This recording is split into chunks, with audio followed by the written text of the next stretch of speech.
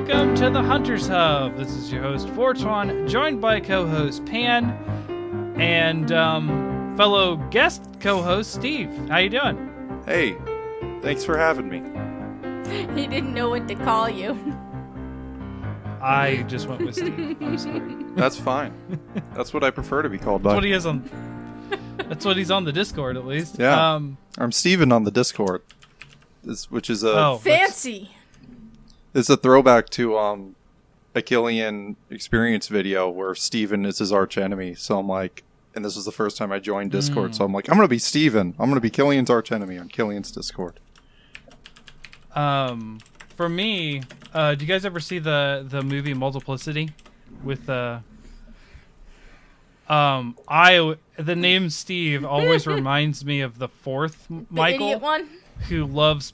Yeah, he's like he doesn't know the original one's name, so he just calls him Steve, and he's like, "Hey, you want some pizza, Steve? I got some pizza for you." And he pulls like pizza out of his wallet. I put the pizza in my wallet. Yeah, it's pretty good. It's a good movie. Older, 90s. Probably a lot of problematic stuff in it. Yeah, I was going to say, there's no way Steve aged well. No. Well, his name wasn't Steve. His name was Ford. Yeah. He just called number one Steve. Yeah, I always called him Steve when I watched that movie with my cousins. Yeah. Yeah. Because he has that line. You want some pizza, Steve? Alrighty. So welcome.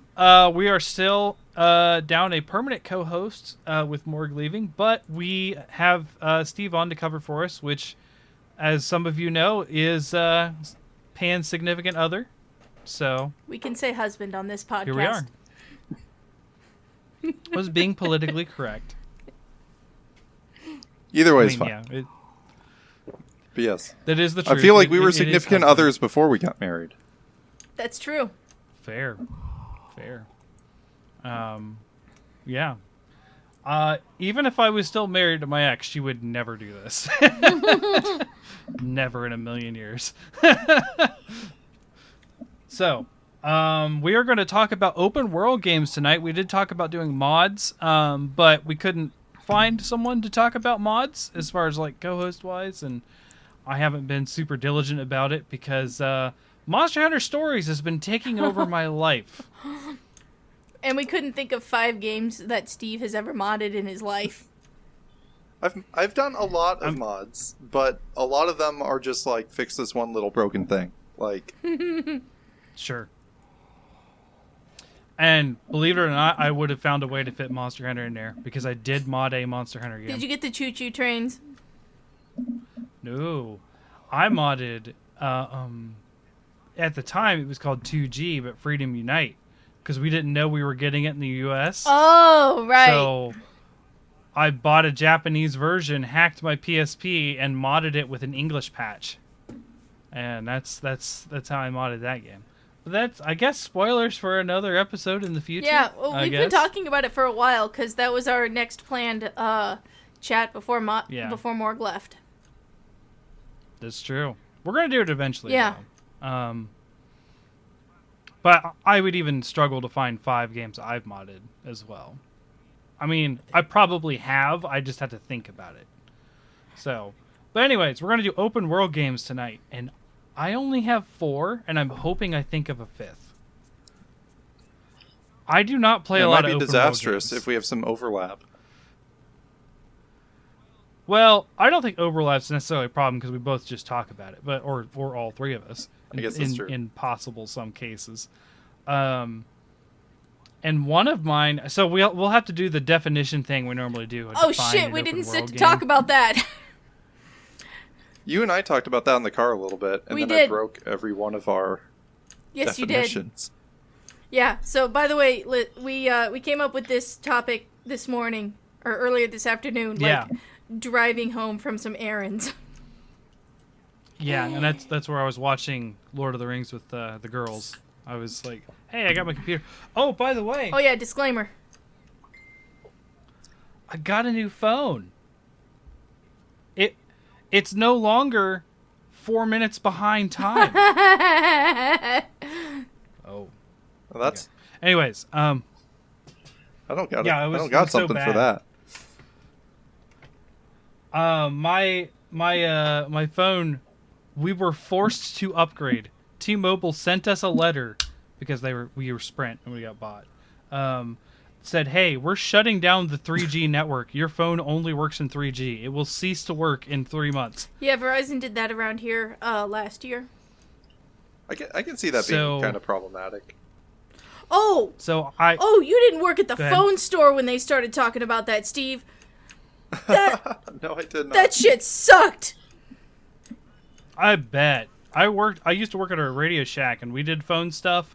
People would go nuts if you messed with their phone service. Just nuts. So many old people with their, like, clamshell flip phones were so pissed to learn that their phones weren't going to work anymore. I saw Fortwan just and laughed I and felt got old Mountain for Dew. having an S7. Fortwan's, like, Oh, laughing man. and he's got Mountain Dew up his nose, guys. Well, wait, so I guess, and I'm not super in the know about phones, but even if the 3G didn't work, you could still call people, couldn't you? No. That is the network. No. The Oh, 3G okay. network is just Yeah, the towers. no, like the phone would be a paperweight. Wow. Okay, Yeah.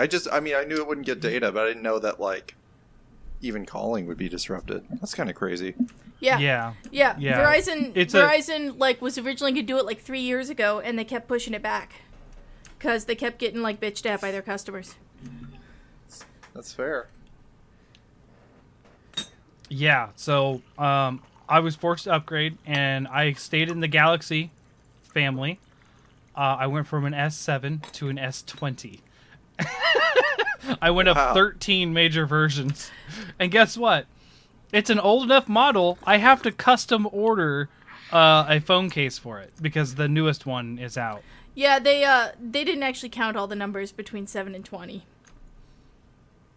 No, they skipped from 10 to 20, Yeah. I think, is what I've seen. So I'm a good 4 versions out, but still 8 years. It was still 8 years. So, yay. Open world games, I guess we should get to defining them.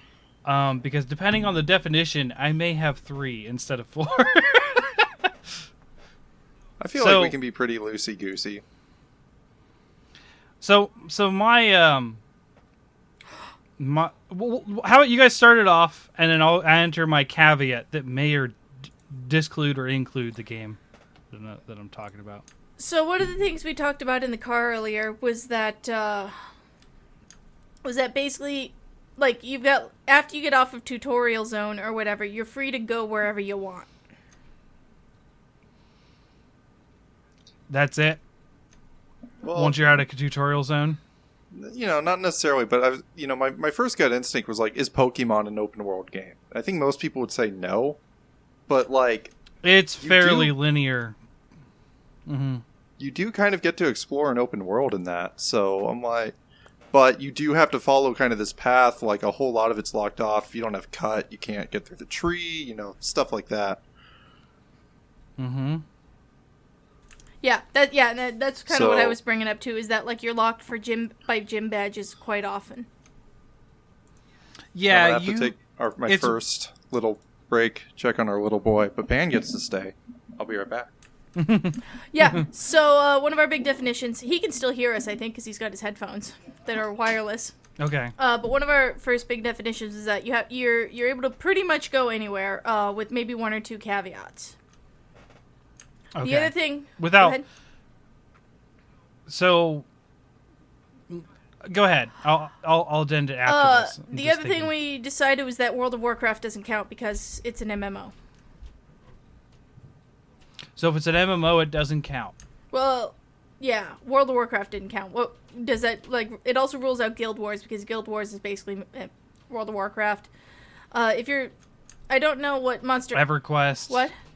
Yeah. EverQuest. Yeah, EverQuest, Elder Scrolls Online, etc. MMOs don't count. Okay. And if you're asking about Monster Hunter Frontier, it worked just like Monster Hunter. You didn't have an open world. Oh, okay then. It was... Yeah, that's what I was curious about.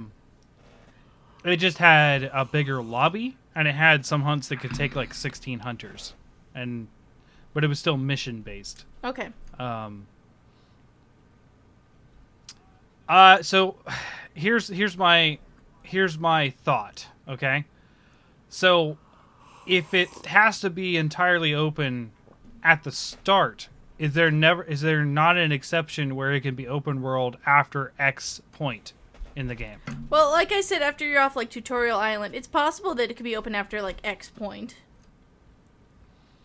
And X point being obviously larger than the tutorial. I think so. We also felt that there was a component of it would be you have to explore and find things. Sure. Exploration being maybe not entirely required, but maybe encouraged is the word I'm thinking. Or a fairly core mechanic. Mm-hmm. I don't think exploration needs to be a core mechanic. I think there's lots of open world games where, like, they exist in an open world and you're encouraged to explore, but you really don't have to. Like, it's not on my list, but like, I don't. Sure. I think everyone would agree Assassin's Creed is open world, but you can just go mission to mission in Assassin's Creed. You don't have to explore at all. Fort, update the chat. Oh, is it most memorable at show still? Yeah. I'm bad at this. Thanks, chat.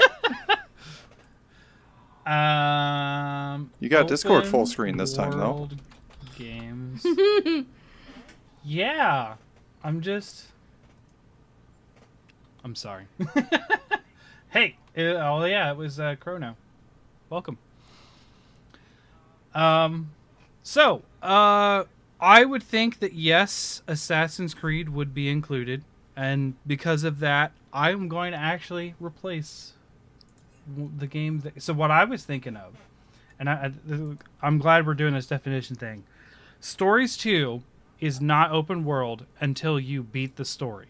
Then it is open world.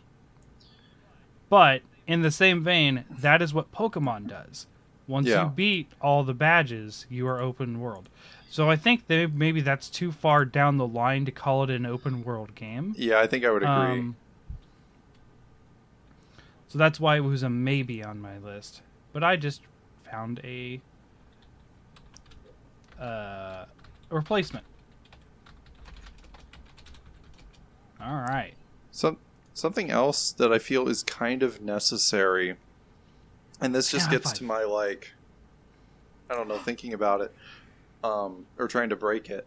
Like, there needs to be, like, pointless shit to do. What do you mean? What do you mean by pointless shit? Stuff that doesn't really matter in the end? Like, I guess. Okay, so, like, I wouldn't call Metroidvanias, like, open world games, but they are games where you explore. No, they're not. And, like, exploration is super encouraged. And you've got this big map, and you have to traverse it and go back and forth. But there's no... Well, I guess it depends on the Metroidvania, but, like, generally you're not just like, I'm going to go clear a bandit camp or whatever. Like, stuff like that doesn't happen. Sure. Yeah, you think about, let's say, Ocarina of Time and Metroid kind of have the same problem in the definition of an open world. You're allowed to explore and go look for things, but... essentially, to progress, you have to do this linear story. Yes.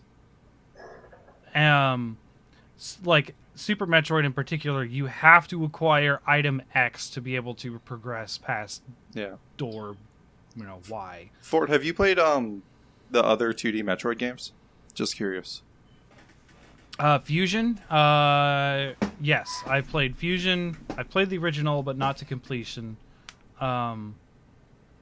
So Super Metroid and Fusion are the two I played the most. Gotcha.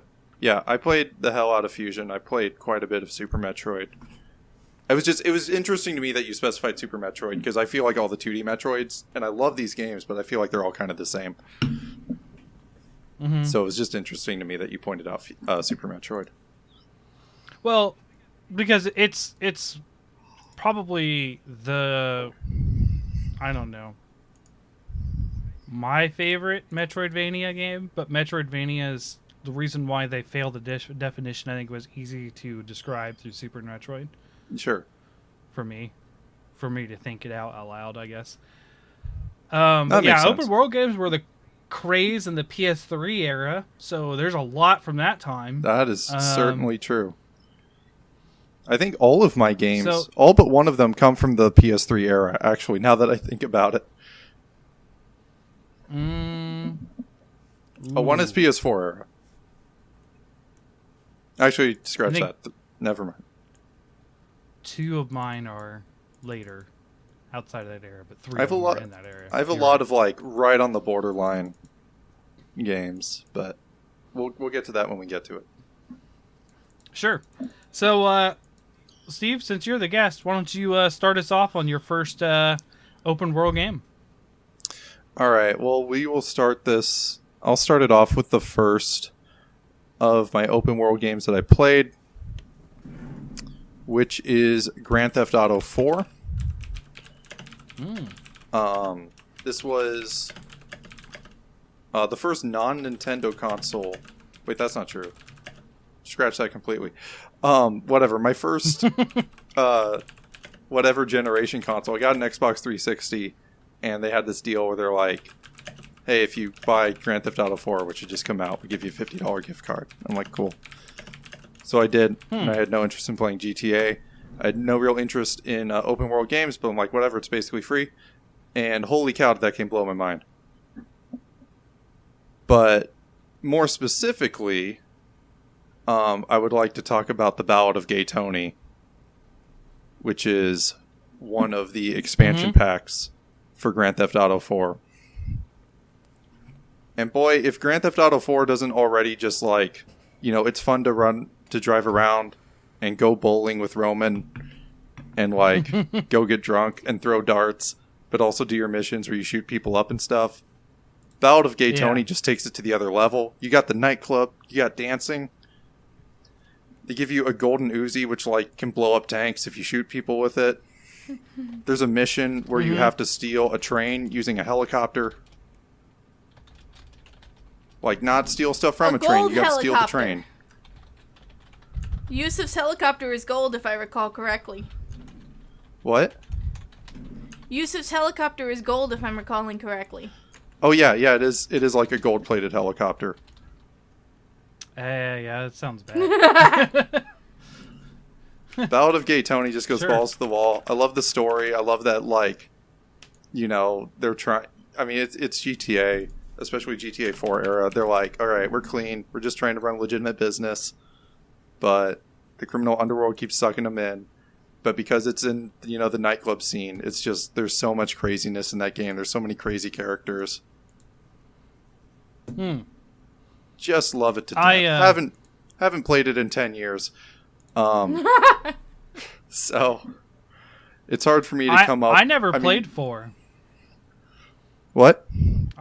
I never played 4. I started with 2. 2 was before they went 3D. So 2. I've played 2. It is not.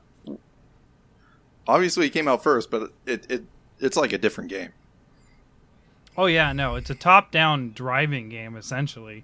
It's like Crazy Taxi except with drugs, and it's hilarious.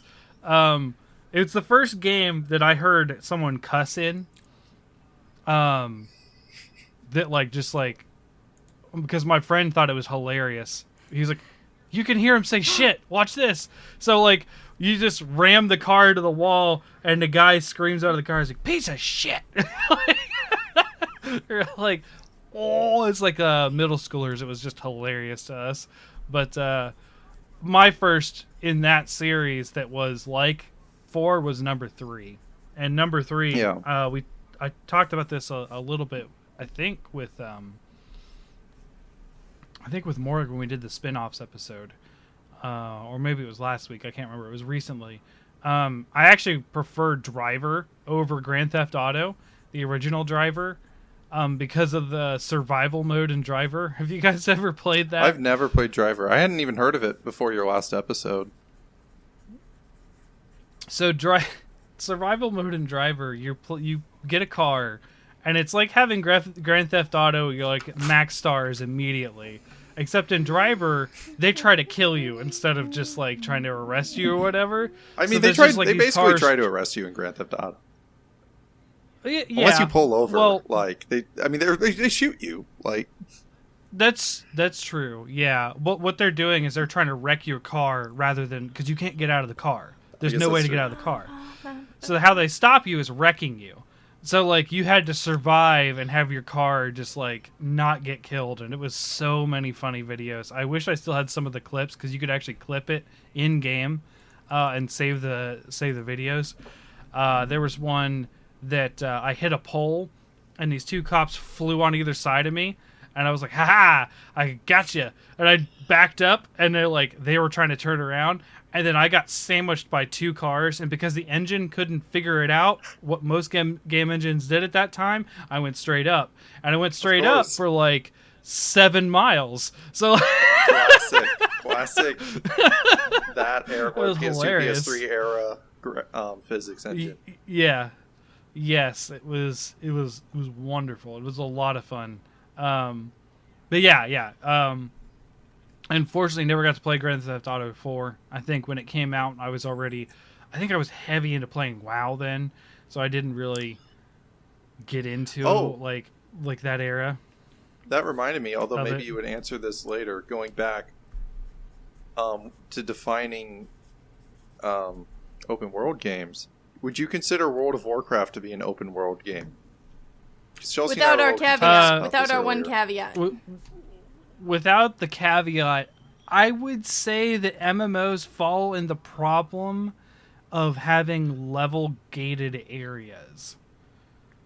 So they're not level gated. You can just walk through them. Sure, you could. I've done it. If you I walked can to avoid Gadgetzan with a level 1 character. That's fair, but that was like a challenge. That was sort of like doing what you weren't supposed to do. Like they have the game design wants you to progress in a certain way.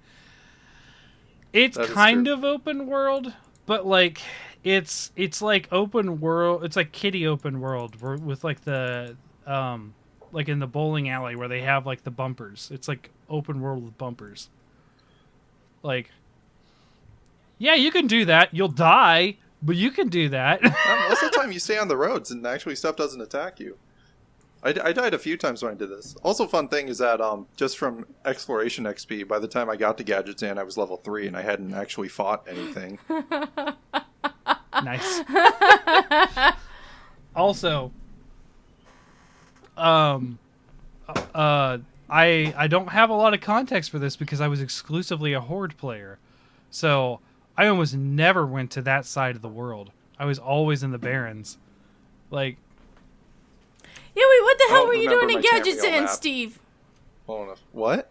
What the hell were you doing there? Because you've always played Horde. Gadgetzan is a duel. It's both. Oh, that is after I played. Wait. That's the Goblin Town. I was thinking of the Gnome Town. Gadgetzan is in Vanilla WoW. I was thinking of the Gnome Town.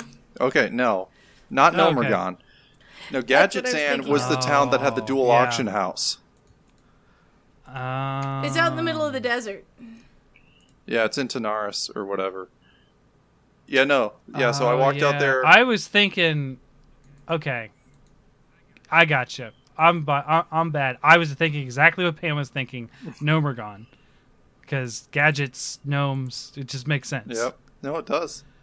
No, I understand, but yeah, no, that's not that's not what I meant. No, I went to Gadgetzan. I went to the dual faction town because I always played engineers, and there was a bunch of engineering traders there, and I thought that town was really cool. So, gotcha. Is that the one with all the dirt races? Like there was one in the Salt Flats of the dirt races. That was added, I want to say, in a later expansion, but yes, it is like that area. Okay. I want to say that's like post-Cataclysm that they had the dirt races, but I could be wrong. I only played heavily in Burning Crusade, and then I picked it up last year. But I sort of speed leveled. I didn't really explore too much. Yeah, no, that's really encouraged lately. You know, because it's just about people whatever the new content is. I went through the dinosaur area because dinosaurs. After Atlantis says the racetrack was in Thousand Needles before Cataclysm. Yeah, that makes sense, especially since Fort remembers it. Yeah. They have like boat racing or something there after Cataclysm. I don't know. I remember it got flooded. Oh. Yeah. I just remember the salt flats have to avoid things too. Gosh. That would have been my first playthrough, which would have been the beginning of Burning Crusade. My hunter. I remember when Burning Crusade came out. To get to Outland, you had to be level 58. So if you're level 57 and you walk through the dark portal, nothing happens. So I got my hunter specifically to level 57, and I would stand in the dark portal and like nothing would happen, and Alliance players would come in, and I'm on a PvP server, and I would just like tag them, and then they'd like run to hit me, and they'd go through the dark portal to Outland. Nice. That's such a troll. You fucking troll. Oh boy, yeah. I played a couple times on a PvP server. The one time I played that I remember that I was just like, no, this isn't for me. Friend and I were playing together. We were in Orgrimmar, and there was a night elf rogue in one of the back alleys where there wasn't a lot of NPCs just stabbing people to death. I remember the rogues in cities. Yeah, especially as a low holy player. Cow. Although, Yeah, as I recall, if you're in the city, your flag is turned off. It's been a while since I played on a PvP server, and I don't think they really exist in the same way now. No, I don't think they do. But I believe, like, if you were, like, a low-level player and, like, you just started in Durotar and you went into Orgrimmar, your flag never gets turned on. So that shouldn't happen. But I don't really once you hit level 10, remember. Once you hit level 10, your flag came on. And we were it hit depended. level 10. It was like what zone you were in is what affected it. Okay. I remember we were there to train stuff, and we were level 10. We were like, it was been a long time. Yeah. So yeah, No, that's the first open world. So do we consider World of Warcraft an open world game? I think MMOs are just still not. They're their own thing. I would because of the level gaining they tend to do, in my opinion. Even though you can suppress that.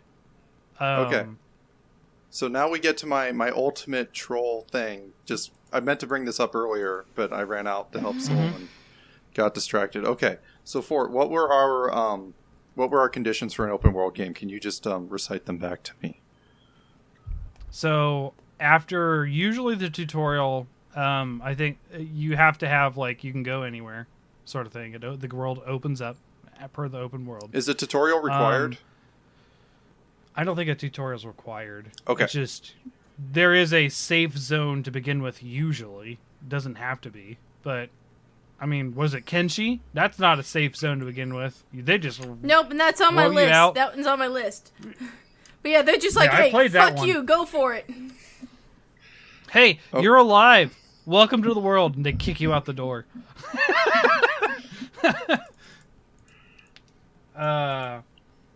But yeah, and to what Chad is saying, yeah, PvP now is a special toggle, is the way it works now, and every server has. I don't think there is PvP servers anymore. No, there's not. I remember you can just go into war mode. Yeah.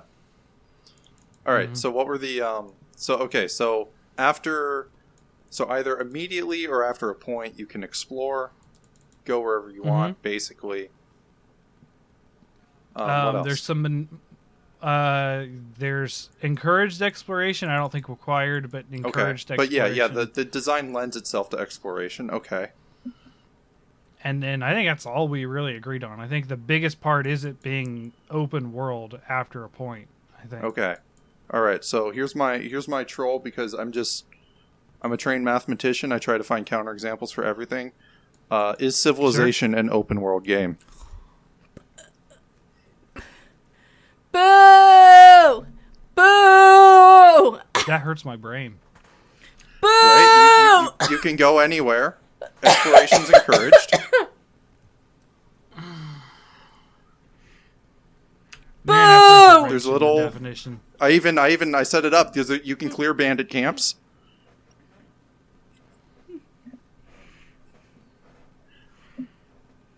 But why isn't it? Should it have to be an adventure game where you control your own units? Well, but okay, but then characters? Stop, Force One! You're only giving him more ammo. okay. I feel like if you're like, hey, Civ, you control groups of people, but like I think everyone would agree Mountain Blade is a open world game. I don't know Mountain Blade that well. Do you control a group of people? You technically control one person, but like you get allies and like you get like an army eventually, basically.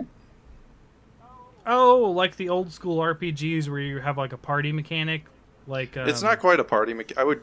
I don't know, Mountain Blade is its own thing, basically. Oh, okay.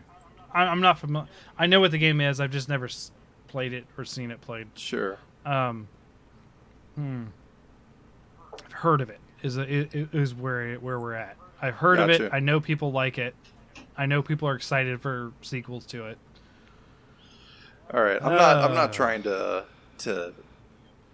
suggest Civ is an open world game. I just think it's fun to think about when you set these rules and like, Oh, how do you break it? Yeah. Huh. I think the reason why it's not an open world game is because it is a PvP game. You're specifically trying to it's weird. You do have to explore. You do have to the same way an RTS could be put in the same vein because you do have to explore. You are controlling you are free to go wherever. But I think part of the open world game, the reason why those wouldn't qualify, I think, is because your goals are different, right? Because you're out there to your objective is known, whereas versus an open world game, a lot of times your objective either moves or, I mean, well, no, you can't say that because Breath of the Wild is certainly an open world game. Your objective is 100% known. True. I think I'm okay though with broadly saying MMOs aren't open world games and strategy games aren't open world games, and I'm fine with that.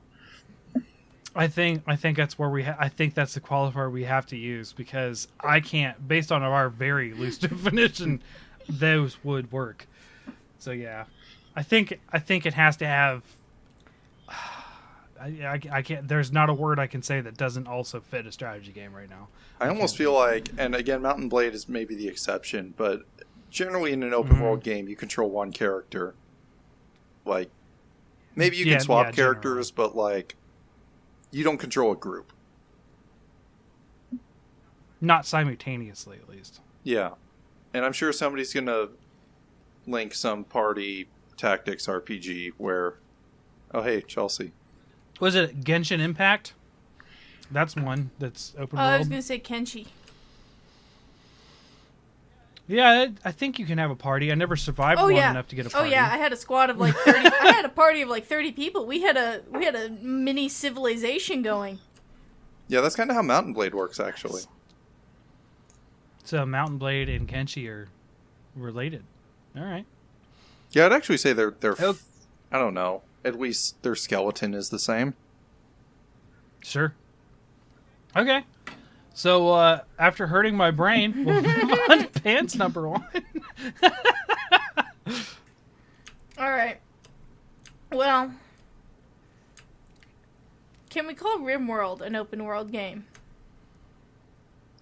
It's a strategy game, so no. We talked about this.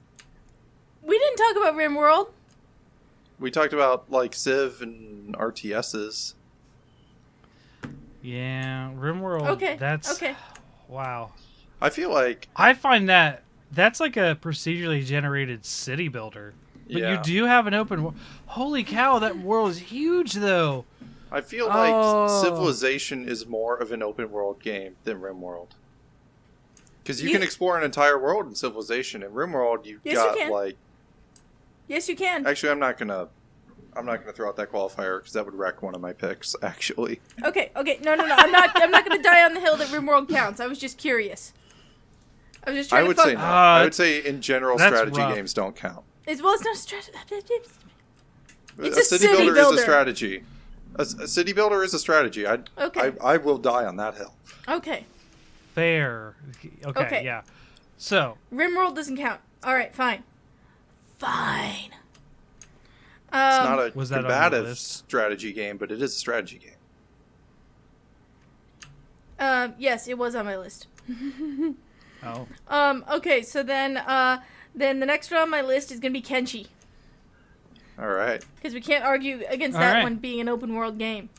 No, that's 100% Like, open your world. ass is dropped. You can pick, like, one of, like, 3 or 4 places where your ass gets dropped.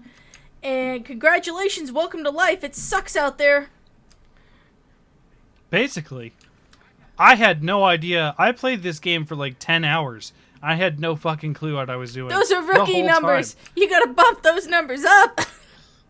I think I know, that's but, fine like- for, like, you've played a game for 10 hours and you're like, I have no idea what I'm doing. I think I'm done. Yeah. that's where I was. I got arrested, and then I was like dying of starvation in the prison or something. And I was trying to get out, and every once in a while I could pick the lock and get out, and like, but I was starving, so I could only crawl. So then they throw me back in jail all over again. And I was like, there has to be no, I'm just gone. This is just a dead run. By the way, that was almost identical to my experience playing Mountain Blade Warband. That's about all I have left to say about Mountain Blade, but that is about what my We'll get experience to the with Elder that. Scrolls series, Morg. Don't you worry. But, Kenshi, so last week, was it last week or was it the week before? I don't remember. I think it was last week. I talked about how awesome it was that first time I played Morrowind. And I realized, like, I could steal the spoons off of people's tables because I can do anything. Kenshi makes Morrowind look rather limited and contained. Yeah, it does. And that's just from the character creation process alone. Yeah, so... Like, yeah. holy cow. I don't even remember what I was. There was so many things to it. Yeah, and there's a shit ton you can mod in as well. But Kenshi, you can do anything. If you want to roleplay as like a merchant who just goes on a caravan route through the world, you can do that. If you want to get a posse together and build yourself a city, you can do that. If you want to be a lone adventurer out to like take down the patriarchy, you can do that. I don't recommend that, by the way. There's a faction that rules a good part of like the decent farming land, and I called them the patriarchy when I was playing. I forget what they're actually called. They're some sort of like Roman themed woman haters. And if you ever go to talk to them like with a female character, they get really pissed and tell you to send out your masters. Not even, like, I'm not kidding. And if you refuse to do that, they will, like, attack the female character until, like, a man comes out to answer for her crimes. Oh, jeez. Yeah. That's insane. So, A little aside for chat, Spore is not. It's a strategy game. Everything services. Sometimes to the it's next a era. strategy game. Ugh. Everything is a service to the next era. That's true. Which is strategy. But like that part where it's All World of of that. Warcraft, that's open world. Mm-hmm. That one of the creatures. So, anyways, I didn't want to railroad it. So go ahead with Kenshi. yeah. If you want to, if you want to, like, explore the ancient ruins and discover what caused the apocalypse in the world as it is today, you can do that. There is like no limit to the things that are open to you in Kenshi. It is wonderful. It is so deep. I have hundreds and hundreds of hours in Kenshi. It's if you ever see me on Steam and it says my Steam username is playing Kenshi, you know something's gone wrong with my life because I apparently have time to play Kenshi again. Yeah. I dipped my toe into it, is what I'll say. And I was like, don't know what I want to do. I don't know what I can do. All I know is I got arrested for accidentally hitting someone. and and my life is over. Yeah, like if your arm gets injured, you are going to be less effective at using your left arm in basically any skill that would require your left arm. Your arms can get cut off. You can get robot arms to replace your to replace your cut off limbs. You can be a Darth Vader, more machine than man. You can be a reverse Darth Vader and be more man than machine. Mm-hmm. I had a bionic leg. That's what I remember. Yeah, the high-end bionic parts, by the way, are way better than physical parts. You are way faster and way stronger and way more dexterous. This was low end. I was terrible. The low end stuff is so shitty. It's basically you may as well have a peg leg. It felt like I did. It felt like I was on crutches.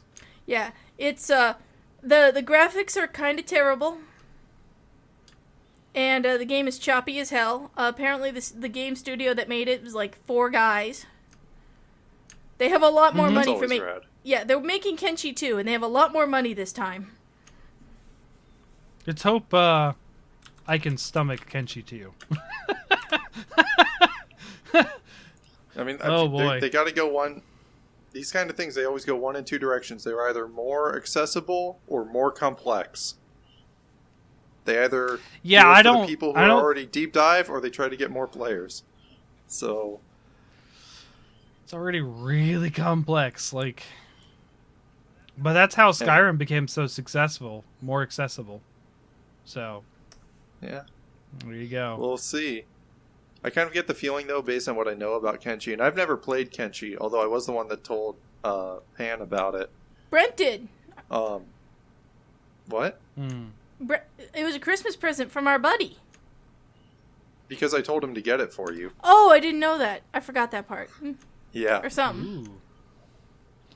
Yeah, he said, our good friend Brent, who I used to carpool with, close to Christmas was like, what should I get Chelsea? And I was like, I think this game would be up her alley. Get her Kenshi. And he was like, all right. And that's where that came from. And then terrible things happened. And then then a month later we were like, okay, Chelsea, you got to quit playing this game because we have problems now. Yeah. Christmas break ended a month ago, Chelsea. You got to start doing your homework again. Yeah. Oh boy. All right. So for my first pick, I already said it once, but I'll pick it as Breath of the Wild. Breath of the Wild is a fantastic Zelda game. Yeah. So Breath of the Wild is probably my favorite Zelda game. Even though that'll be inflammatory to a lot of people, because a lot of people consider either Twilight Princess or Ocarina of Time still the best, is what I would think. I'll come in at some point. You say your spiel for it, but I got the controversial Zelda ops. So the reason I will address this because a lot of people say it doesn't have traditional Zelda dungeons, and in that kind of aspect where you don't like, the Zelda formula isn't there.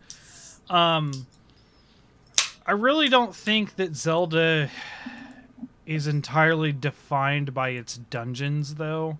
I think that is something not entirely unique to Zelda as well, because those dungeons feel like small Metroidvania-ish challenges.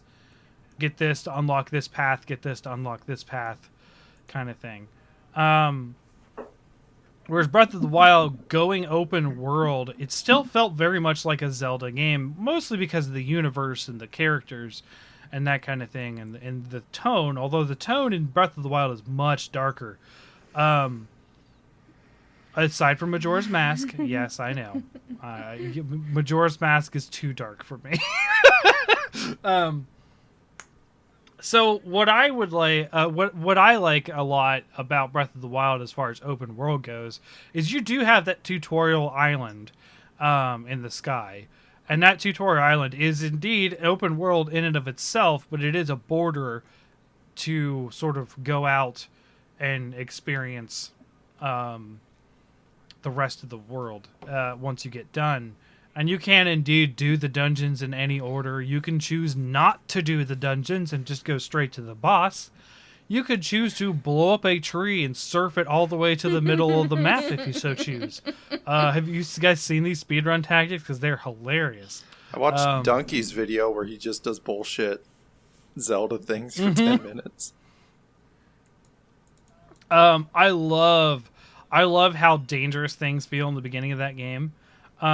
They really make you feel as if like they've thrown you into they're just like okay, here's your tutorial. Oh, this feels fun. And then they kick you out and it's like the first camp has like Baku goblins that will wreck your stuff, and if God forbid you run into a Lionel on accident in the early hours.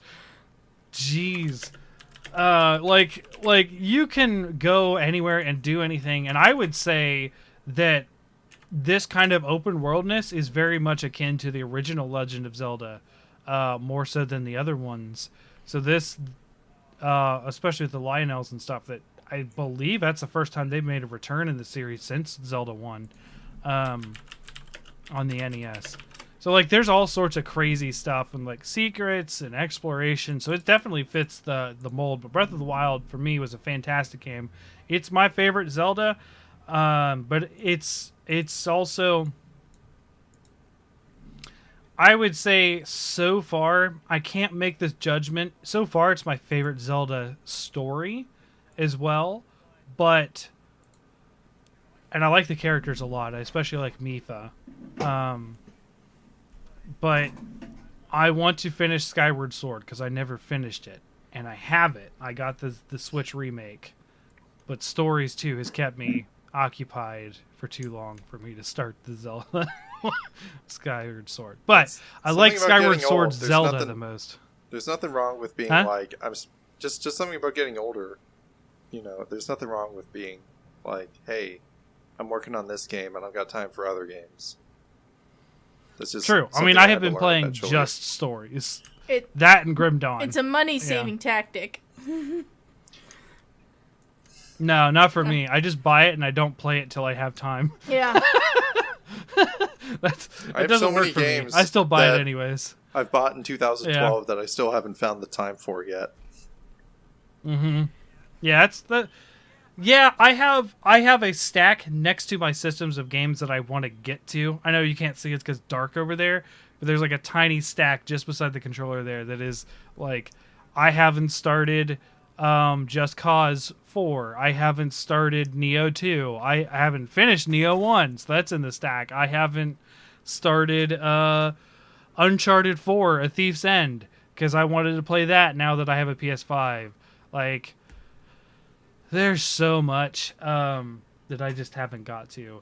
But yeah, Breath of the Wild, amazing game. I love it. I love the cooking. It reminds me of Monster Hunter with the cooking song. I kept wanting to be so tasty. Yeah, it's not. I mean, obviously that's the superior one. Is Monster Hunter So Tasty? But the Zelda jingle's a good one. I love finding the Korok seeds. I will never find them all. Don't ask me to. Fuck that. A buddy of mine, Steve, or Steven Forton. It's Chris, by the way, Steve. He has found every Korok, and he posted like screenshots to prove it. Like he if I were to label myself as a gamer, I would label myself as a completionist. But I'm going to put the caveat on there that I'm a sane completionist, and there are things that I will not do. I feel like and those the Korok things are seeds is one of them.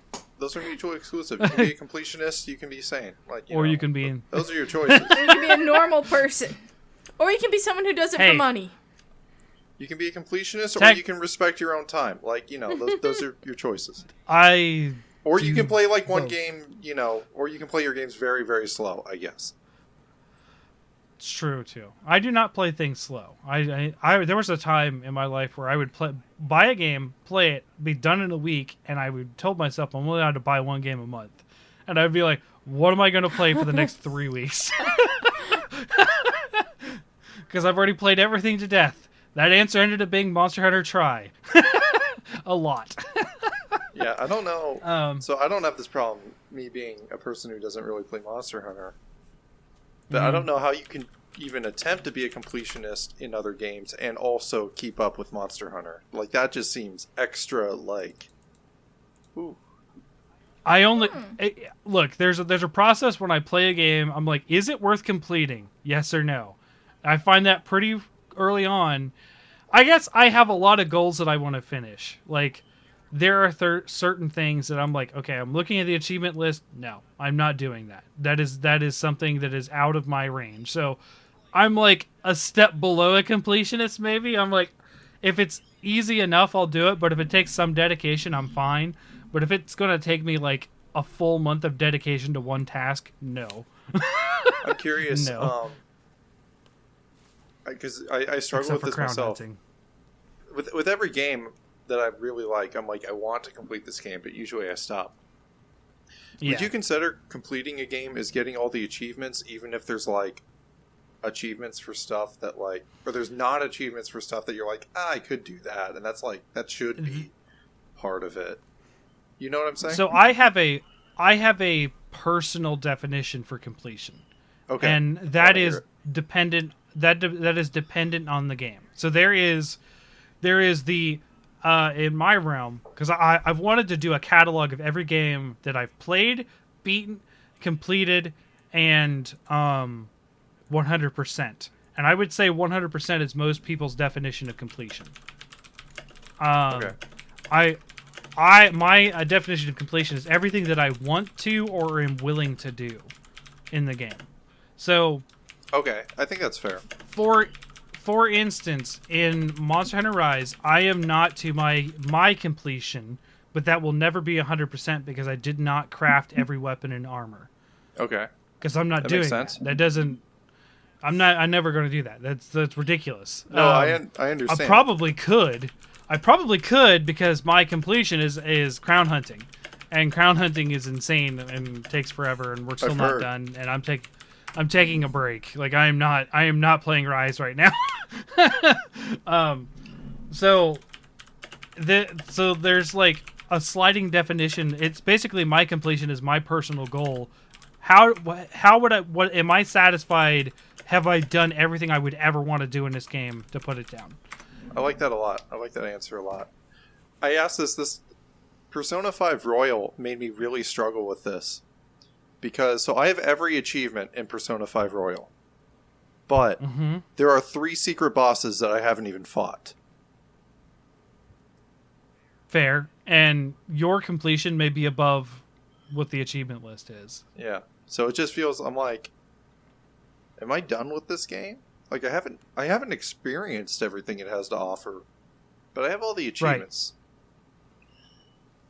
Right. Yeah, that's fair. That's totally fair. There's certain things like Doom 2016, to get all the trophies you only had to defeat the first level in Ultra Nightmare, which is the basically hardcore mode on the hardest difficulty. No deaths whatsoever. There is certainly a possibility of completing Ultra Nightmare throughout the whole game, and it actually shows up as like you did it and you get like a little title and stuff, but like it for achievements that doesn't matter. You know what, and I feel personally like difficulty, that's not part of completionism for me. Like, I understand why it is for a lot of people, but I'm more about like, I just want to see everything the game has to offer, and beating it when the enemies have triple health isn't like a new experience, it's just a longer experience. Sure, I can agree with that. There's certain games that I do that with because I like to challenge myself in those games, Doom included. Sure. But not. Yeah, I wouldn't want to put in, hey, here's double mode where the health is doubled and the damage is doubled. Have fun. Like, why? Why would you do that? Because it's harder. Yeah. It was great. I remember DMC Devil May Cry. I don't know if Devil May Cry 5 had this or not, but there was a Heaven and Hell mode where everything, including you, dies in one hit. That's insane. It was so much fun. Ugh, I'm not sure I'd like And then- that. I like those so- kind of games, but like one hit, ooh. So there's heaven and hell, where every enemy and you die in one hit. And then there's hell and hell, which is like, you die in one hit, the enemies are on ultra hard mode. No. No. I bet you there's some crazy speedrun of that out there too. Oh, I'm sure. I bet. I'm sure. Oh, jeez. Okay. Well, I guess we'll move on to our number 2 game. So, Steve, lead us off on number 2. All right. Number 2. All right, let's get into it. Let's get in the arguing. Uh-huh. I'm picking The Elder Scrolls 4 Oblivion as Okay. my favorite Elder Scrolls game. I mean, I don't have a problem As someone- with that. Is that an argument between you and Pan? That's an argument between me and a whole lot of people I've met in my life. Oh, okay. Yeah. Apparently not Everyone more. is like on the Oblivion, or everybody is on the Morrowind train. That's what I hear the most.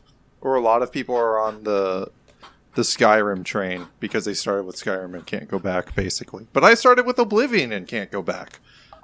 I started with Morrowind. I'm on the Skyrim train. Oh man, then But you'll need to I- explain yourself. Okay. It's not on But, my list, though. Okay, I love Oblivion. So Oblivion is where I started, and I'm gonna acknowledge my bias because of that. But and I'm glad Morg agrees with me. Sure. That really makes me feel good. Okay, but very generally, for like first of all, very broadly, it is like the most classic fantasy, or maybe Elder Scrolls 1, but I'm going to say most people are between Morrowind, Oblivion, and Skyrim. Of those three, Morrowind is like on an alien planet. Skyrim is in some mountains. Oblivion is like forests, and there's a mountain area, and there's like, there's like normal, Feels a little not more frozen relatable. harbors. Mm-hmm. Like it feels the most like generic high fantasy, which I kind of love. I got that experience that Pam was talking about before, where it's like, oh my gosh, I can just steal everything, like everything. I'm gonna steal pewter plates. I don't care if they just weigh me down and they don't count for anything. I can take them. Now they're not there. Now these people can't eat dinner because they don't have any plates. That's fair. And I didn't play enough Morrowind to really like. I can't say that this is better than anything in Morrowind, but I will say it's better than anything in Skyrim. The Dark Brotherhood in Oblivion is just perfection. Scarier.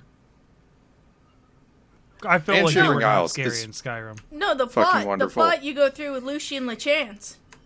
Yeah, It's- we're like, and See, you I can don't- figure I it don't out have beforehand. context. If you're Yeah. reading the books that they give you, or like the notes, there's very clearly something wrong. I just love that like they recruit you after you murder someone. Like in Skyrim, Yes. you hear the rumor, you go talk to the kid, you go kill someone. But in Oblivion, I just went You had through to murder Kvatch and was someone. using fireballs, Yeah. and I accidentally killed one of the guards, and then a man in black approached me after I slept and told me that I was just like him. Yeah, they do that in Morrowind as well. Like, Yeah. I just love that. But yeah, that was great.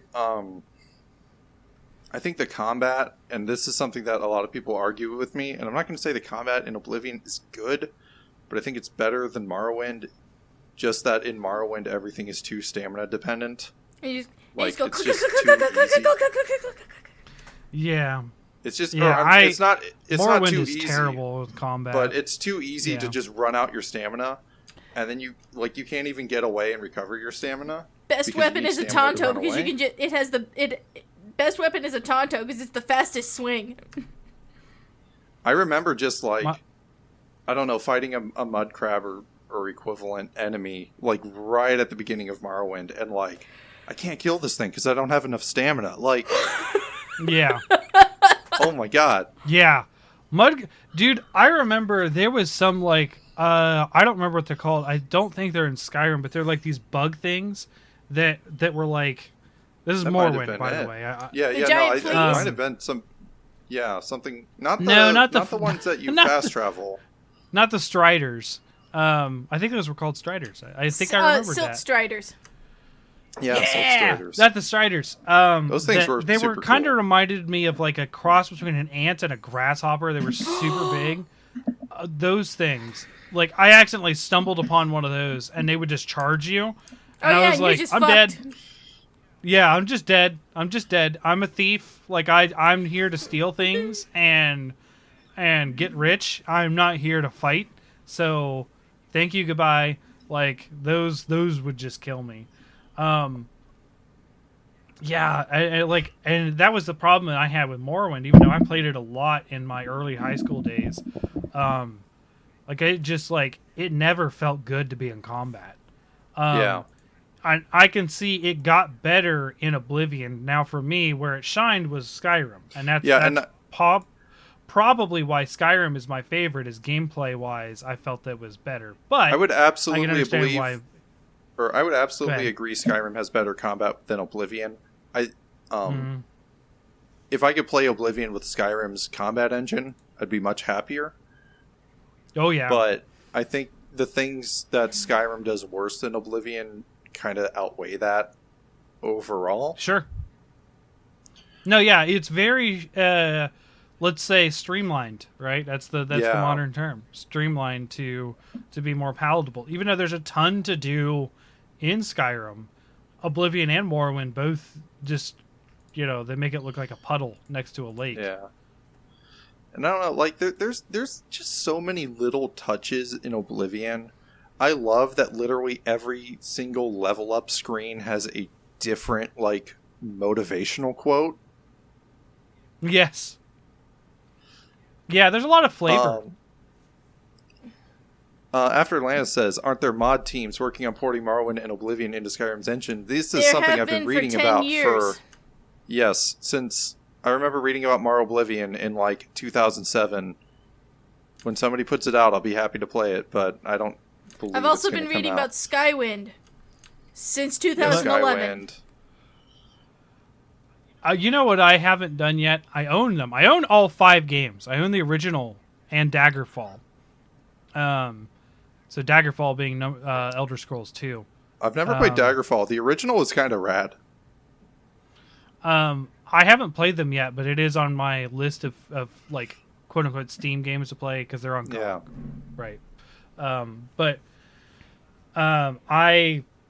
I have heard that Daggerfall currently has the largest video game map in existence. Yeah, it's like, I remember it's either the size of Great Britain or twice the size of Great Britain. It's not very interesting, but landmass wise.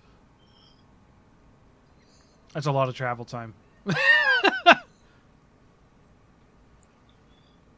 other jeez. little touches, so like the leveling up instead of, I think the leveling up system in You have to Skyrim take is, a nap. is cool in its own way. Yeah. I love that you have to sleep to level up. Like you have to reflect on what you did to get stronger. I think that's cool. that's true I think in Skyrim, though. No, it's not. No, it's not. Because in Skyrim, Skyrim, you every can every time I have to go into Deep Falls Barrow to get that fucking tablet and get that first shout. Every time, and you have to fight that Draugr Lord. Every time, I save at least 2 level ups to go through with in the middle of that fight, so I will heal all the way up. Yeah, you can save your level ups and just use them to heal to full and get all your magic and stamina. I forgot about that. Yeah. Yeah. No. Every time. I am getting it confused with Morrowind because, like, yeah. I do it every time. Every time. I just level up immediately. Also, like in Oblivion, I got 2 more things that I wanted to say. One, just about little niceties, and this is what makes it like the most incredible open world game to me. Like the NPCs have their own stories, and it does not care if you learn or don't learn the stories. You can find a husband that like goes to sleep and then an hour later gets up, goes into another house, and goes to sleep in another woman's bed, and then gets up at like 4 a.m. and goes back to his own house and goes to sleep. Yeah. There's no dialogue. Yeah, there's just no, a guy. like, There's just a guy that quest. sneaks over to some other woman's house for 4 hours every night. And does absolutely nothing. Okay. Yeah, and he just sleeps in the same bed, you know. Also, I gotta respect the gigantic big dick move Oblivion did in spending 80% of their voice acting budget on 2 actors. Patrick Stewart, and who was the other one? Sean Bean! Sean Bean. I saw him die today. Not surprisingly. Sean Bean is... Right, you watched Lord of the Rings. Yeah, I watched Fellowship of the Ring. Yeah. Extended Sean Bean edition. is, I have never seen the extended editions until today. Yeah, Sean Bean is Aragorn. I mean, sorry, Martin Septim. Yeah, he's Martin Septim. He's Aragorn. No, Boromir? Martin Septim. No. That's Viggo No, Mortensen. I'm What are you fucking talking around because Martin Septim is like a secret son of the sacred line that must restore. Oh, okay. Blah blah blah blah. Blah. Sure. Yeah, I can see that. Oh. I get what you're saying now, but the fact So that he he played is Boromir in the Aragorn. movie. Yeah. Martin Yeah. Septim is basically Aragorn. Yeah, he is. I never thought about that. Have you guys seen the extended editions? Because this is the first time I've seen the extended Did we editions. watch I the extended did. editions? We did, like, and this was my second time ever seeing Fellowship of the Ring. I saw it once in like 2010, and then I saw the extended edition once in like 2017. So I didn't have a good framework of what changed, and I don't really remember the specifics of it now. Okay, so a little bit of context. I got these recently, and I don't know if you can see them right now. 4K Ultra HD. I got it because my PS5 can do it. And I have a 4K Nice. TV. There you go. So, I wanted to see what the quality was like, and then also, it has the both theatrical and extended editions. I've seen the theatrical edition several times. I saw all 3 of them in theaters as they came out. I've watched them probably once every 2 years ever since. Like, I love these movies. Watching the extended edition gives so much more context to both Aragorn and Boromir. That, like, how much Boromir doesn't like Aragorn, because you don't get that idea. You don't get that idea in the theatrical versions very well, other than Gondor needs no king, blah blah blah. When he sits down in the council meeting, but like, you get some private conversations between the two where Aragorn's like, "I'm not the guy you're looking for," and then when they do have that like face to face, like, "I will carry on for you," when Boromir dies, and you're like, he's dying, and Aragorn's like, I will make sure that the humans survive. I will, champion the humans. I was like, that's like 17 times more powerful in the extended edition than it is more than the theatrical edition, because it feels out of nowhere in the theatrical edition.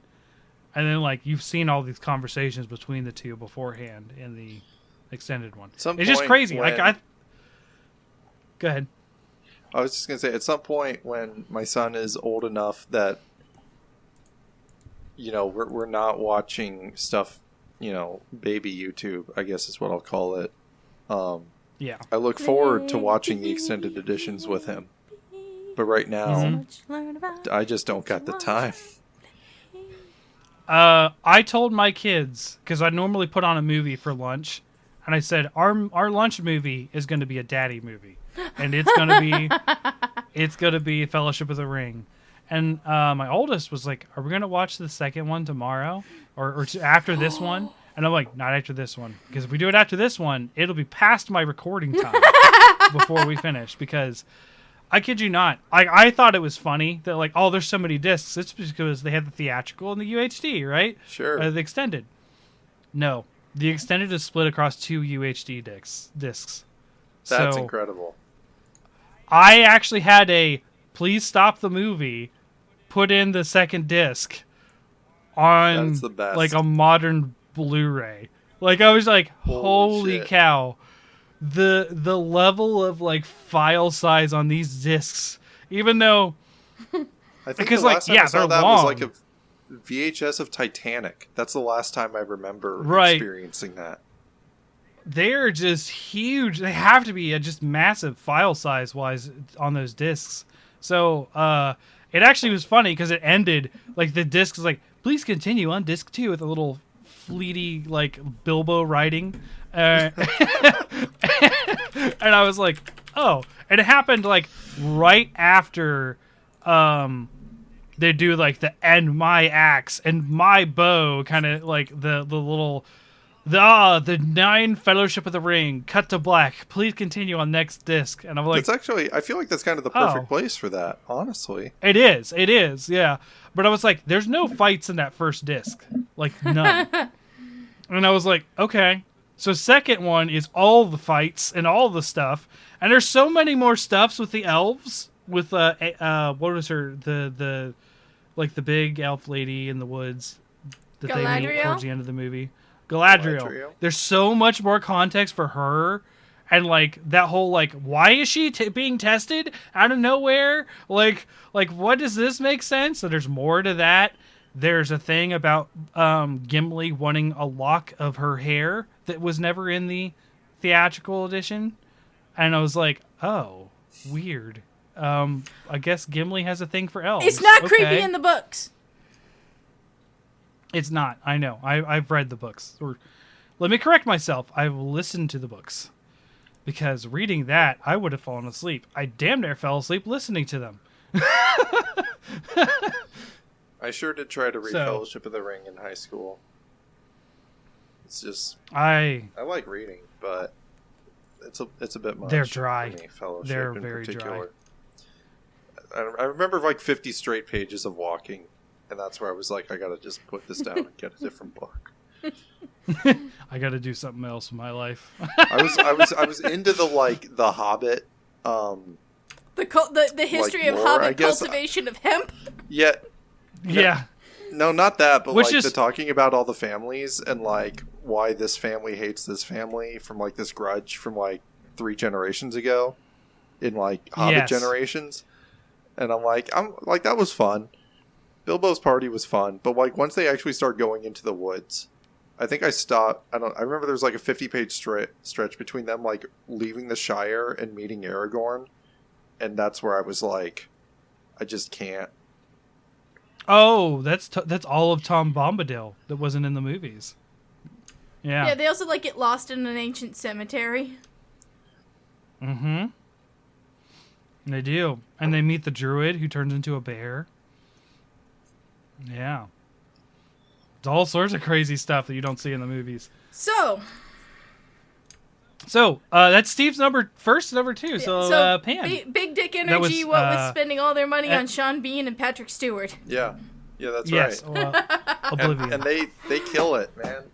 Mm-hmm. Patrick Stewart is so great as Uriel Septim. And you know what? I like the other 4 voice actors in Oblivion. I think they do a great job. Hey, stop! They have. You're under arrest. Yeah. Oblivion is not a flawless game. They have no one one old can ever man. say I ever said that. They have old man. They have regular man. They have woman. And they have non-human. There's an Argonian woman and other woman. It's true. Yeah, but Oblivion woman is was sometimes old woman. Yes, that's true. Oblivion was my favorite game of all time for at least 10 years. Like, we talk about completion. I did close every Oblivion gate. Like, that's a completed, lot, I assume? Yes. Mm-hmm. I completed Oblivion. I closed all the gates. I did every quest. Like, that game, that was my first, like, PC game, in a sense. Like, I had a GameCube and stuff before it came out, but, that was I actually got Oblivion, because I had heard about Morrowind. My friend was into Morrowind, and Oblivion was about to come out, so I got that. Was that Brian? And my parents' computer, this was actually John, but I got Oblivion. I got the deluxe edition, which, by the way, just comes with a handbook as its special edition thing. As was the custom of the day. Now, no fancy statue or anything. The deluxe edition was $10 more than the regular. Mm-hmm. But so I got that, and I still haven't read the book, but it didn't run on my parents' computer. It installed, but then it didn't run. I waited 30 minutes for it to install. That was in March of 2006 or 2007. That Christmas, I got a gaming PC as like my Christmas present from my parents. So then, for 3 years, I played Oblivion. That was the game I played on that gaming PC. And then StarCraft 2 came out, and I started playing StarCraft 2. But, And then World of Warcraft. Fair. well, like 2007 to 2000... Oh, I also played World of Warcraft. That was the other game I played. Mm-hmm.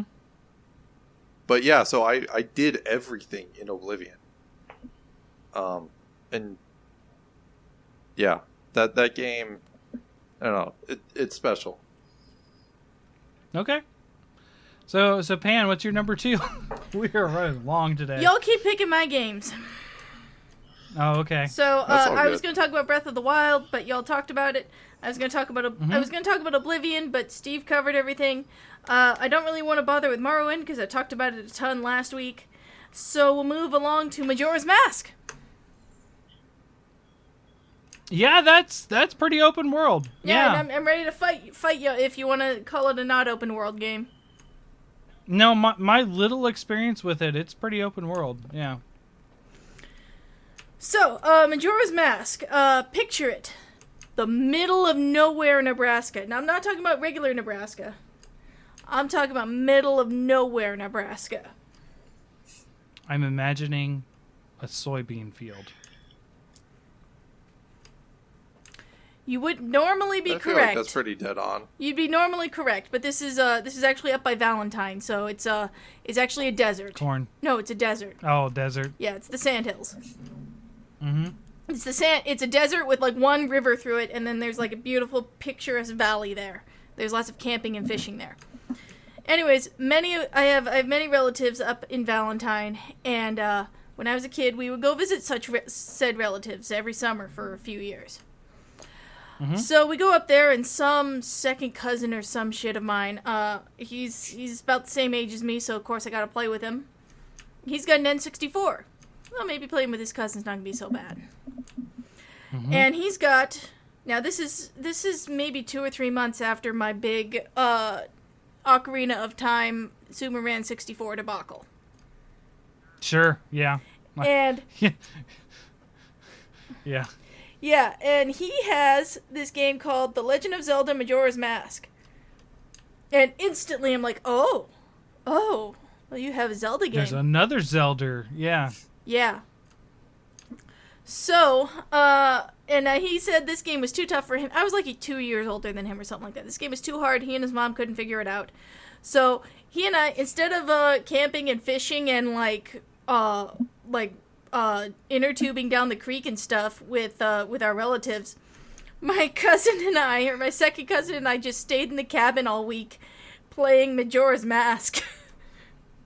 Mm-hmm. And that'd have been my vacation at that age for sure. It was wonderful. It was wonderful. Anyways, so he never figured out to like in the very first thing where you go and fight the Skull Kid. He never figured out to play the Song of Time after you pick up the ocarina. Yeah. And me coming but had he played the previous one, so he may not have known. I don't know. I don't remember this. Yeah, I don't remember because he was like 8 years old, and he was like 8 or 9, Sure. and I was like 10 or 11, something like that. But me, hot off the presses of Ocarina of Time, I'd go do do do do do, and boom, and we're back in time, and this like blew his mind. And I felt I got to be the big brother who beat the hard video game level. It was awesome. I was usually the younger one. So that was great, and I was just like mind blown. It's like that thing. I'm kind of just frustrated that of all the of all the Zeldas that I thought I could get Steve to play, Majora's Mask is not one of them. Or Majora's Mask is not one of the ones he will play. I mean, Nope, I'm too kind of weird. with him on this one. Yeah, I'm not my cup of tea. Every single NPC has a schedule they stick to and somewhere to be at all times.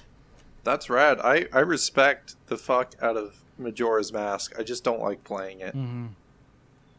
Yeah, every single NPC But has I a scheduled respect time it. and place to be somewhere, and a quest, or 2 or 3. As a like designed video, I feel like Crusader Kings, where I'm like, I sure appreciate the amount of work that went into making this game. It is what it is, but no, I don't need to. I'm all right. Yeah, yeah. You know, I love Ocarina of Time, and like I got into Majora's Mask, but it's like, oh, I got to keep rewinding time and redoing things. I'm gonna go play Pokemon. Like, that was my thing, and we only rented the game at the time too. So It seems like the hardest way to experience Majora's Mask, renting. I know, Seems right? like a game you Yeah, need to think about. I have 5 days to essentially beat it before I take it back, unless I want to rent it again. And I was like, I can play that, or I can play this game I rented called Star Fox, and play that instead. And So, late in the game, so I played the crap out of this game for like a week with my cousin, instead of like going fishing and stuff. And it was great, but we didn't beat it because we were little kids. We didn't know how to play. We didn't have internet to like look up strategy guides. There's nowhere to buy Right. strategy guides in Valentine, Nebraska in the 1990s. So, anyways, so as soon as we get back to civilization, like I start saving up my money and I buy Majora's Mask as soon as I can. But late in the game, and this was a game that I played with my cousins. I can buy it. My mom had no issue with that. But I still knew there were some elements of this game where if my mom saw them or oversaw it or something, she'd take the game and it would get thrown away. So I had to be careful about some parts of the game that I was playing. yeah, And oh boy, there is a whole dungeon where there's zombies around every corner, and you have to wear the zombie mask. And when you're wearing the zombie mask, they're NPCs and you can talk to them.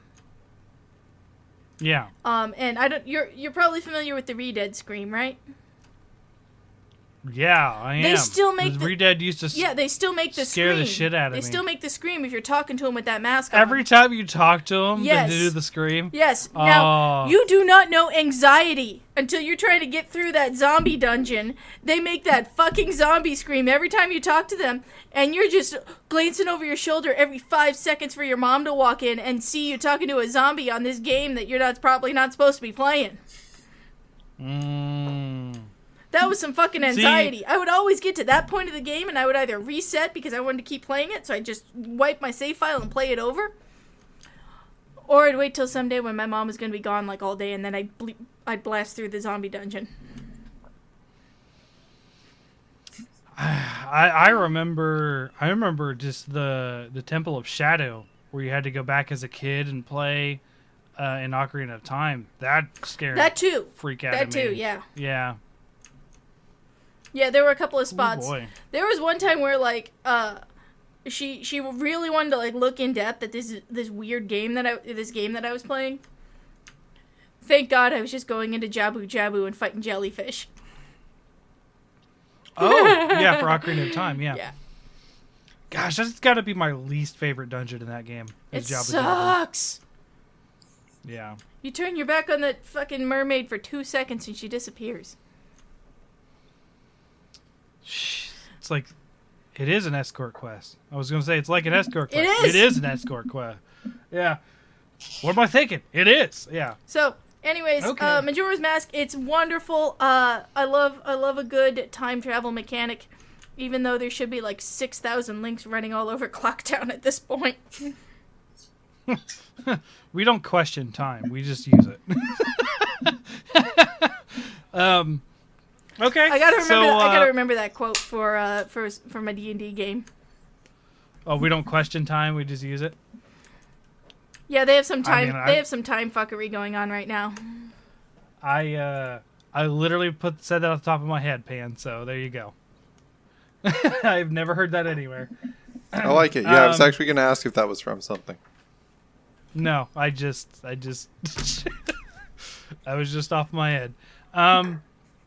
So my number 2. Boy, we have a lot. Although we're actually covering each other some as well. Yeah, I'm actually out of games. Oh, I've got 3 more. Including this one, I've got 4 more. We haven't touched on it. All right. So, Assassin's Creed 3, because we did say Assassin's Creed would 3? fit. Oh my 3, gosh. yes. We are now let me give some context. I'm ready give for some the context. Ding, ding, ding. Let's go. I am a very big advocate of having Native American representation. Okay, that makes a lot of sense. It makes sense. I like the setting of the Revolutionary War. A lot of people said that Connor was very stoic and dry. Having been raised along with fellow Native Americans, stoic and dry is pretty par for the course, people. Okay. It is. There's a lot of people like that. That is very true to personalities that I have interacted with in my life. The story is bonkers. The villain is bonkers. Like, I understand this.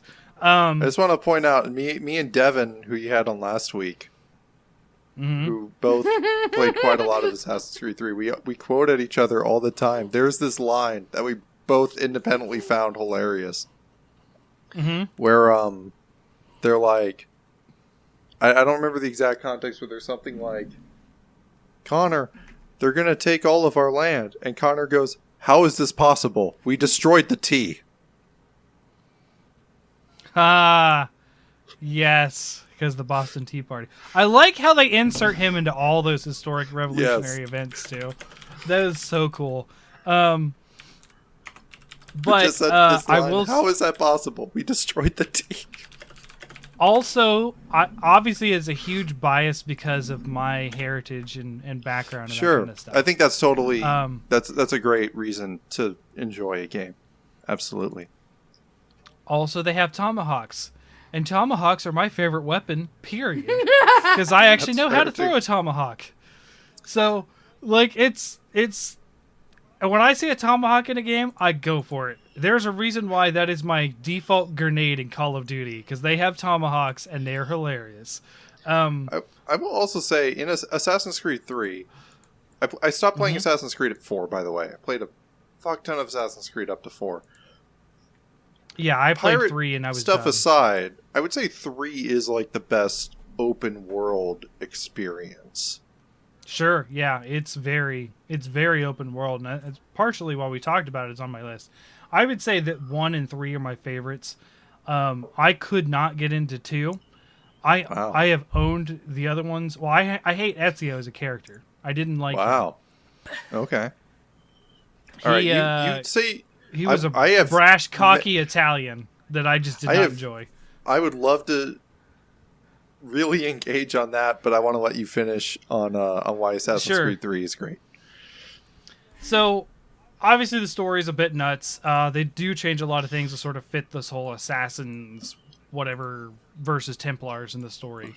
And they do a lot of drama with your father being a Templar as well. And, like, I remember a lot of that being like, okay. But having loved 1 and played a lot of 1, and I'm like, okay, so what are we going to be running across if not buildings? Because we're in the woods a lot, all right? Like, what's happening here? Of course the trees make sense, right? Which they don't really. Not in the deciduous forests that we live around here, because it's about the same environment that I live here that this is taking place in the game. It was nice to hear some mentions of Ohio, because Ohio was a big thing in the Revolutionary times. We were the territory. There was just all sorts of cool things for me that helped me engage in the game and actually finish it. Whereas I felt like, I know you're not. I know a lot of people aren't gonna like this, but like playing through about half of 2 that I did, I was like, gosh, it's this cocky person. It's like if Bill and Ted was an asshole, and I get to meet all these famous people. I'm actually though. You are the first person I've ever heard this opinion from. Somebody who said, I liked Assassin's Creed 1, I didn't like Assassin's Creed 2. I've never heard that from anyone. Okay, there's a lot of mechanics that are so much better in 2. There's so much obvious improvements and that kind of thing to the games. But the problem is, I just don't like him as a character. He was annoying to play as this brash, cocky kid. So, but you said you played half of it. And there's 3 games with Ezio. So and I owned the other. I bought them all 3 at once. I got through the halfway through the first one. I was like, I'm out. I will say, I'm not gonna live or die on if you give us the Ezio games a fair shake or not. But I will say the point of those games is that he grows up. Sure. Okay, I could see that. I just couldn't stomach him getting there. No, that makes sense. But like, he's a much different person at the end of 2 than he is at the start of 2.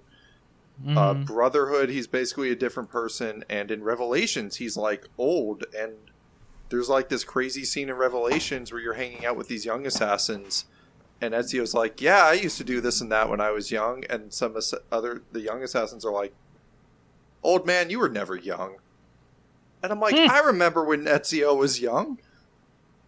I was there. I played it. Yeah, I get that.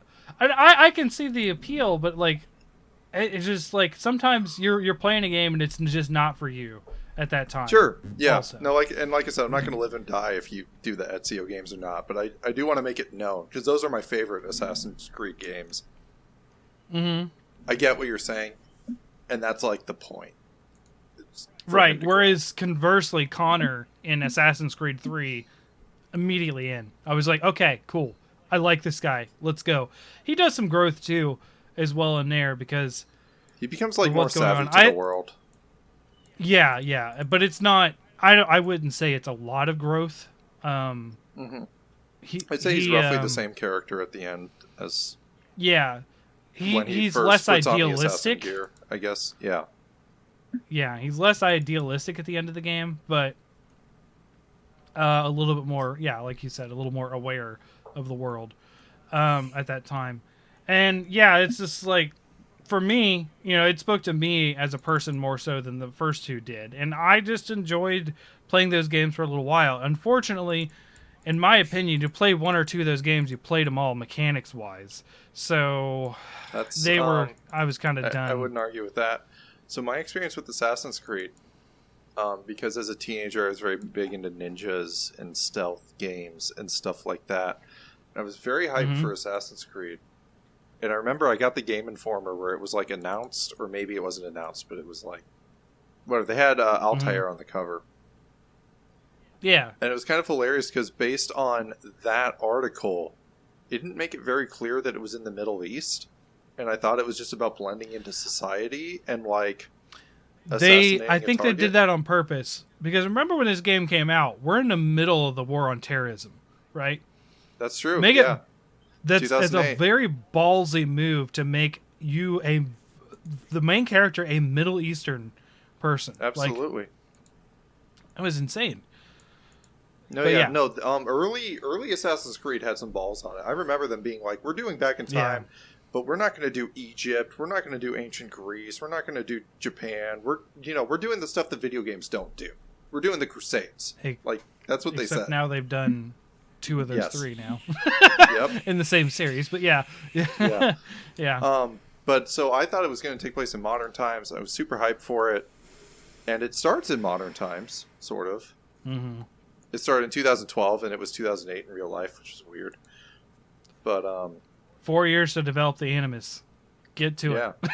But then, so I played Assassin's Creed when it came out, and Assassin's Creed 2 came out, and I skipped a day of college to play it. And I loved it because mechanically, it is like Assassin's Creed 1, except everything is better. Right, it's kind of like you got to play as the fully geared up Assassin's Creed 1 character, and then you're like, oh, there's more. Okay. Yeah. I do remember that. I remember there was just a lot of, I didn't enjoy losing a finger. You didn't have to do the... You didn't have to do the eavesdropping missions and, all that nonsense. Like, every mission was, like, part of the story. I loved hanging out with Da Vinci.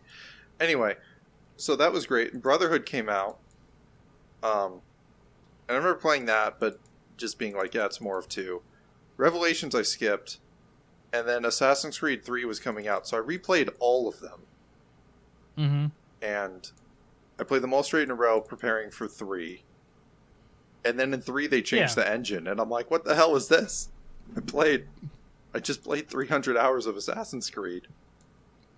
And they changed the engine on me. Yeah. I don't like this. It's different. I don't like things that are different. Nice. Sounds like so I was a bit disappointed. He's making a joke. It's an RLM joke. Oh, okay. That was an RLM joke. But I was very hyped for Assassin's Creed 3. In fact, I got the deluxe edition. Chelsea can probably find the statue if she looks behind her and to the left. Yeah, it's there. Okay. You see a statue of Connor and a statue of... I see the flag. Yeah. Yeah. There's I was also super a hyped for it, and Dishonored then they mask changed with a Saiyan Scouter on it. And a Dishonored mask with the Saiyan Scouter on it. Nice. Because I didn't know how to display my Saiyan Scouter. But, I don't know, changing the engine, like, really messed with me. I'm not going to say that it's probably a better engine. I just didn't like that they changed it. Mm-hmm. And then Assassin's Creed 4 was the pirate game. Boats. Which is a cool game. Like, but I didn't want boats in my stealth ninja game. Yeah, it felt like even the missions like that in 3 kind of detracted from what the game was. Oh, absolutely. I hated it in 3. In 4, at least, I'm like, okay, you're going to be a pirate. Fine. But yeah, in 3, I thought it was a total, like... Aren't you, like, Connor's grandfather in that game? Yeah, you're Edward Kenway, who is Connor's... You are Connor's dad's dad. Mm-hmm. So you actually play through all 3 of them, because you play as, I don't remember Connor's dad's name, but you play as him in 3. Yeah, he was a Templar, though. I remember that, yeah. Yeah, so I never finished that. Oh, but my point was... The thing that I did really like about 3, even though it has nothing to do with open world, is that you got to play as Desmond in modern times, which is what I'd always wanted Assassin's Creed to be. Yeah, you do. So a little bit. That was like my most hype part of Assassin's Creed 3. His name is Haytham. Haytham Kenway. Haytham Kenway, that's right. Nice. Okay. So that was my number 2. So Pan, we've already talked about all of yours. So Steve, what's your next one? What's my next one? All right, we're getting into the games that I really, really like. I'm trying to think of how to order this as we go through the night. I'm going to go with The Witcher 3. Order doesn't matter. As my next pick. Ooh. Yeah, order doesn't matter for mine too. Yeah, no, I'm more thinking about, because I'm having a few adult beverages and at what stage I want to be as I talk about which game. The more loose-lipped, yeah. Spoilers, there's an open world game that I enjoy quite a bit that I have many hot takes on that I'll talk about last, that if you're paying attention to me, you might be able to figure out what it is. But no, Witcher 3, I said Oblivion was my favorite game for like 12 years, and then I played The Witcher 3. And... As my brother and I like to call it, the Switcher, because I have it on my Switch. Have you played it? I've played it twice. It's a long story. Oh, yeah, I guess he wouldn't know. Yeah, he doesn't know the story. So, ex-wife and I used to play games together, as in she would backseat game while I gamed. And that was a thing for us, and it was something we liked to do together. Sure. She entirely ruined this game for me. Like, 100%. Everything from, like, backseat gaming to tell me... if there was anything with like a relationship mechanic in there, she would interject herself into it. Like you didn't pick the one that looks like me kind of thing. Oh. Wow. I talked about this a little bit when I dated Haley in Stardew Valley. She did not like that because it was like the blonde girl who was into fashion and photography, and that's not her. Whoa. That's I got little... to killing the Griffin in Assassin's Creed 3. Not Assassin's Creed 3. Or in Witcher 3? Witcher 3. Witcher 3. There's no Griffins in Assassin's Creed 3. At least that I God, remember. it would be so awesome, though, wouldn't it? Steve, I'm sorry, but you're really nothing like Thanatos. I'll try harder. So yeah, I got to basically killing the Griffin, and I got a little further of that. Like I there was some subquest about a banshee around a well that I remember doing last. Yeah, I remember that one. And then I enjoyed it. I enjoy the universe quite a bit. I played the original Witcher. I was a little hesitant to play it in front of her because she's very she is very not into the whole let's say sexual side of things on a game. Sure. Because I remember collecting cards of a dryad in the first one, and I was like, "Oh, that's just weird." Oh, you played the first Witcher? I'm sorry. I did. So I'm so sorry. I played it a little bit, and then I lost interest because I was playing with her. I lost interest in playing with her on that game because it was so restrictive. Then I got it on the Switch since I've been living here, and I haven't really picked it back up yet. It is on my list of things to get back into eventually, but with Monster Hunter bombarding me with titles and then other things I've been playing, it's part of that short pile that I was talking about. That's fair. I get it. Like So, I said, part of being an adult is picking which game to work on. But I highly, highly recommend The Witcher 3. Y'all keep talking. I'll be right back. I gotta go clean this up on my... Okay. All right. Super blue. But I go ahead. got The Witcher 3 in kind of a dark time in my life where I was working a job I very much didn't like. And I was like, you know what? There was a time originally where I got The Witcher 1 and I played it because I wanted to build up to Witcher 3 when it was super hype. Witcher 1 is not